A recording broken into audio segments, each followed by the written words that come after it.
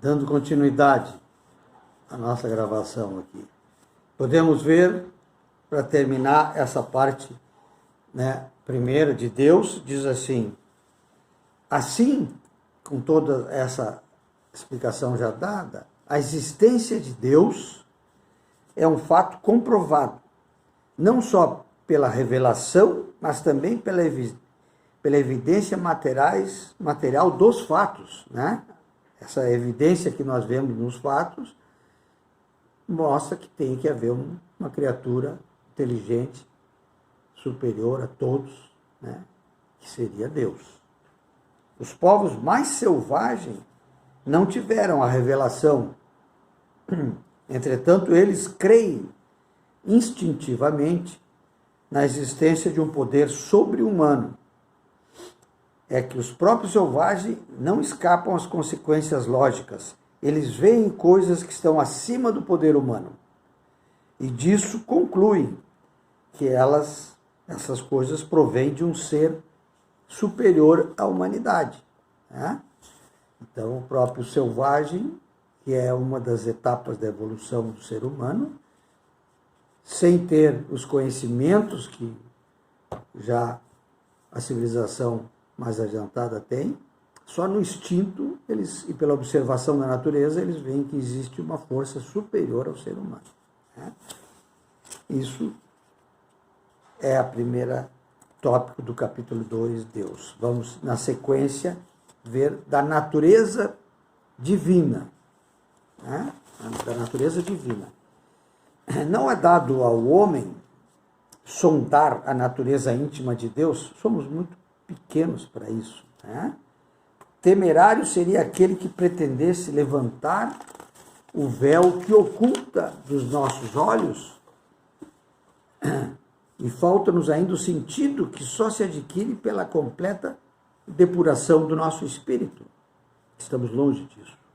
Mas se o homem não pode penetrar na essência de Deus, tendo como premissa a sua existência, já concluímos que existe esse ser superior, existe Deus, pode, pelo raciocínio, chegar a conhecer-lhes quais os atributos necessários, uma vez que reconhecendo que ele não pode absolutamente ser sem deixar de ser Deus, deduz aí o que ele deve ser. O que Deus deve ser. Sem o conhecimento desses atributos de Deus, seria impossível compreender a obra da criação. É o ponto de partida de todas as crenças religiosas. E é por não terem se reportado a esses atributos, como ao farol capaz de orientá-los, de que a maioria das religiões, foi aí que a maioria das religiões errou na formação dos seus dogmas. As que não atribuíram a Deus a onipotência, imaginaram vários deuses, como assim eram os egípcios, assim eram os romanos, assim eram os filisteus, e assim eram os nórdicos, e tantos, vários deuses.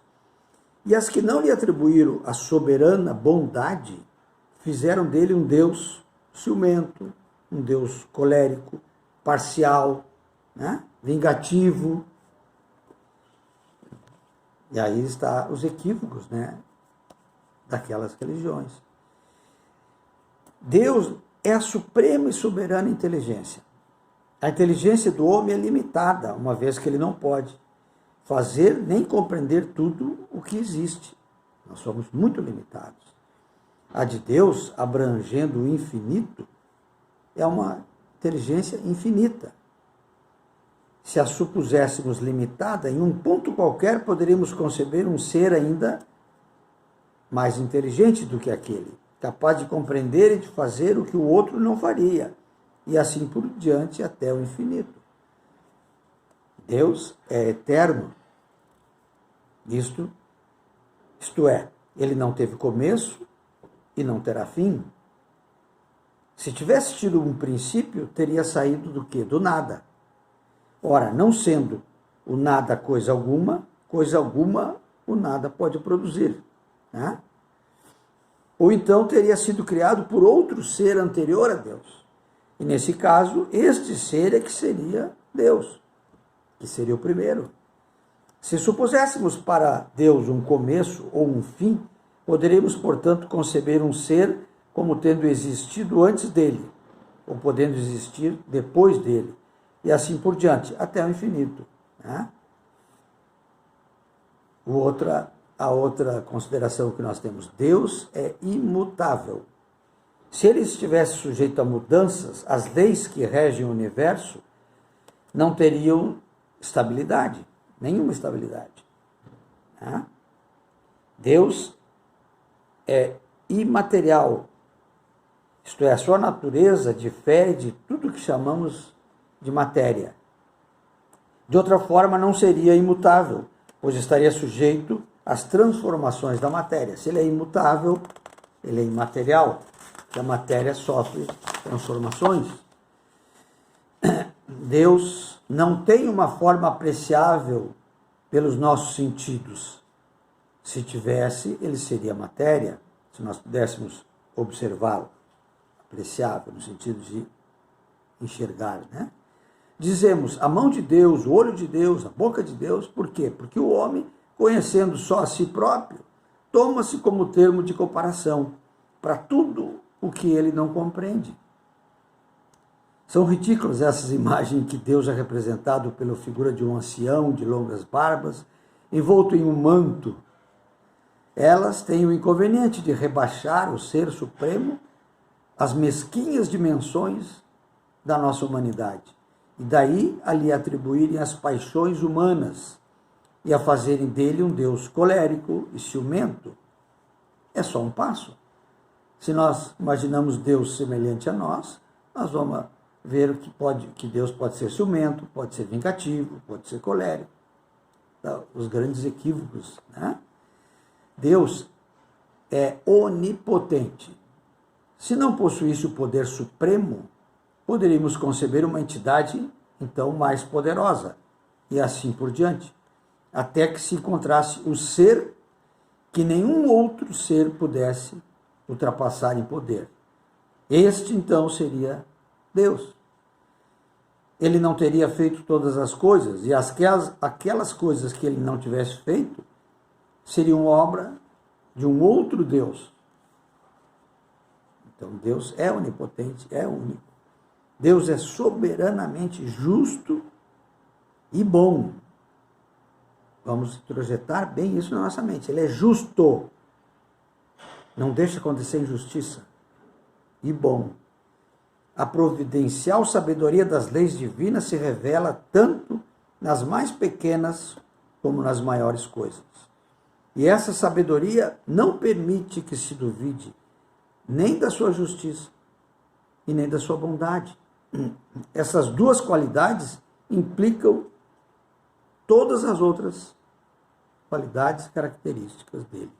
Se as supuséssemos limitadas, ainda que fosse em um único ponto, poder-se-ia conceber um ser que as possuiria em um grau mais alto, então que este ser lhe seria superior.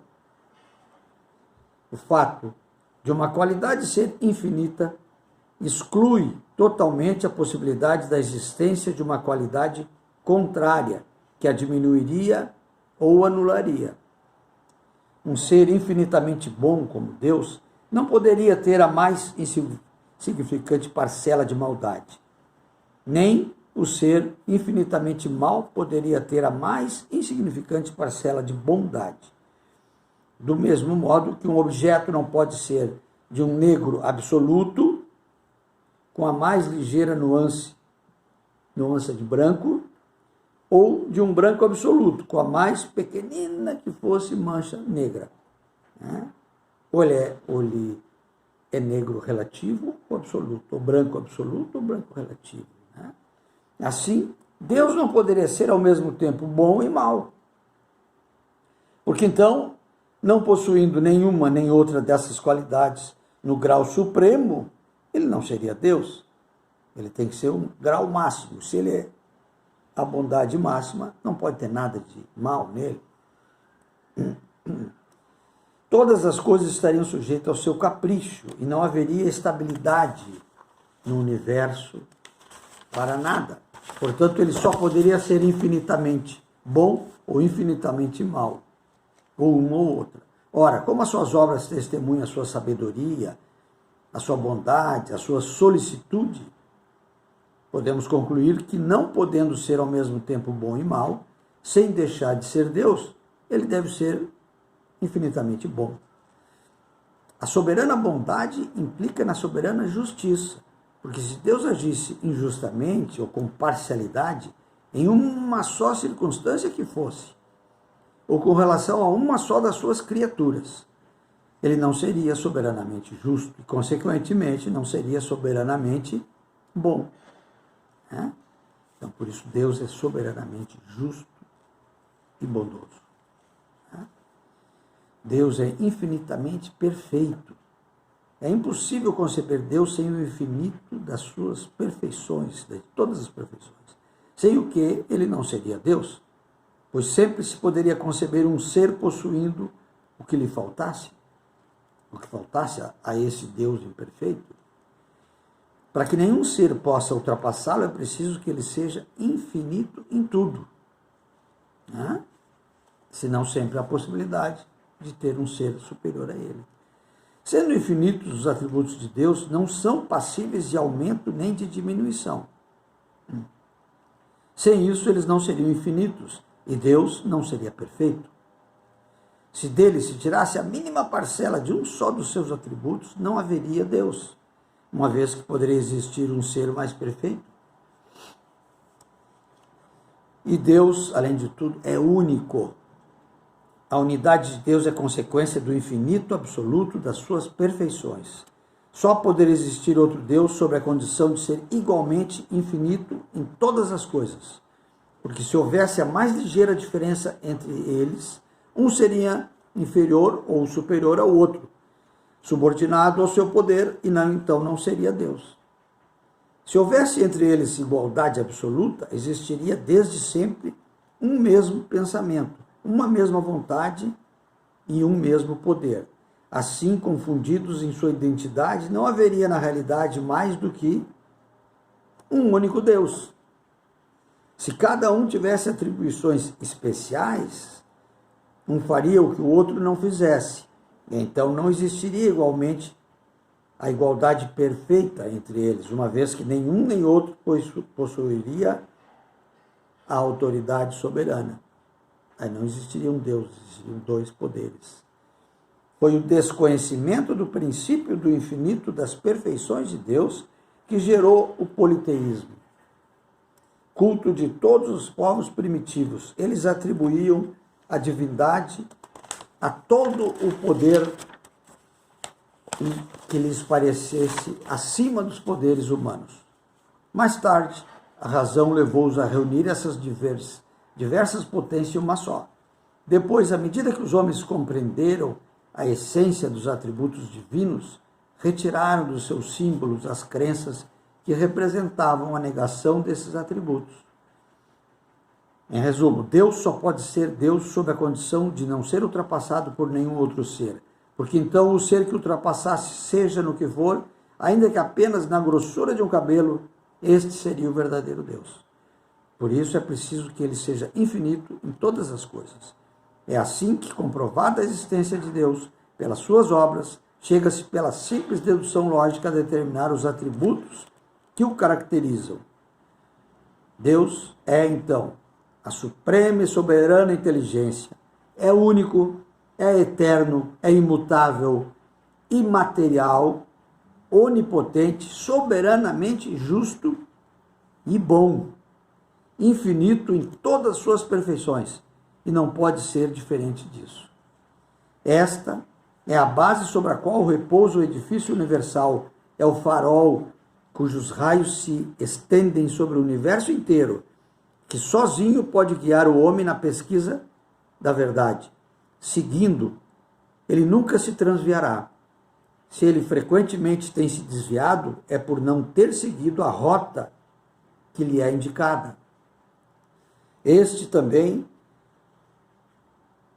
é o critério infalível de todas as doutrinas filosóficas e religiosas. O homem tem para avaliá-las uma medição rigorosamente exata nos atributos de Deus.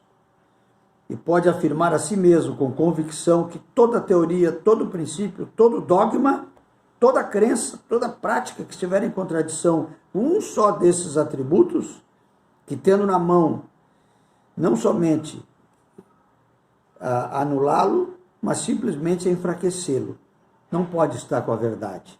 Né? Filosofia, psicologia e moral e religião só é verdadeiro o que não se afaste, nem um tio das qualidades essenciais da divindade. Religião perfeita será aquela cujos artigos de fé não estejam em oposição a essas qualidades, da qual todos os dogmas possam passar pela prova desse controle, sem dele receber qualquer prejuízo. Terminamos hoje o estudo sobre essa primeira parte de Deus. Na semana que vem teremos a providência, né? E dando sequência, sempre no capítulo 2, teremos a visão de Deus. Eu deixo a todos o meu sincero desejo de mais uma excelente semana, com muita paciência, com muita resignação ao que o Deus de todos nós, o único Deus, está nos reservando, com muita justiça, com muita bondade para todos nós, durante esse período que nós estamos em provação. Confiemos, temos fé, amemos uns aos outros, que é o que o nosso grande Pai deseja e nos enviou essas mensagens através do nosso irmão maior, Jesus Cristo. Que a paz do Senhor esteja com todos nós em mais uma jornada que aqui estamos. Que assim seja, meus irmãos.